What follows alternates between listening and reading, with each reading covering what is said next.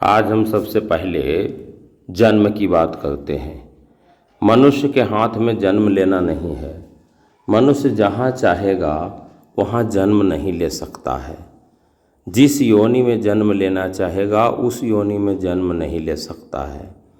मनुष्य कहाँ जन्म लेगा यह मनुष्य के हाथ में नहीं है, यह परमात्मा के हाथ में है। अब हम बात करते हैं मृत्यु पर।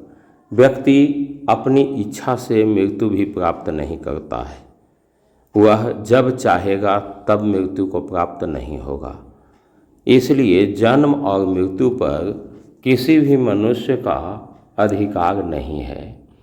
अब हम जीवन की बात करते हैं, जो जन्म और मृत्यु के बीच का क्षण है। इसमें भी व्यक्ति जैसा जीवन बिताना चाहे वैसा नहीं बिता सकता है। हर व्यक्ति चाहता है उसका जीवन सुख से बीते, लेकिन व्यक्ति के जीवन में दुख भी आता है, सुख भी आता है। तो मनुष्य का जीवन भी मनुष्य के हाथ में नहीं है। मनुष्य के अधिकार क्षेत्र में एक ही चीज़ है और वह है कर्म। जीवन की अवधि में अच्छे कर्म करके अच्छे फल की प्राप्ति कर सकते हैं। इसलिए हम सभी लोगों को केवल और केवल कर्म पर ही ध्यान देना चाहिए और कर्म करके हम अपने भाग्य को भी बदल सकते हैं। इसलिए व्यक्ति को भाग्य के भरोसे भी नहीं रहना चाहिए। मनुष्य को अपने कर्म पर विश्वास रखना चाहिए।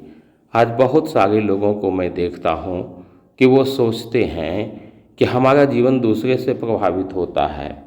किसी के कुछ करने से, किसी के कुछ कहने से हमारा जीवन प्रभावित होता है।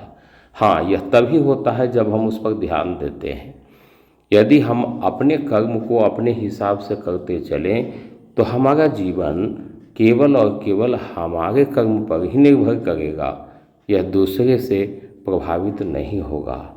तो मैं सभी लोगों को यही कहना चाहूँगा कि आप कर्म क्षेत्र में उतरिए, बिना किसी का देखा देखी, बिना किसी के अनुकरण के अपने कर्म को संभालिए। इसी से आपका जीवन सार्थक होगा, पुष्पित होगा, पल्लवित होगा।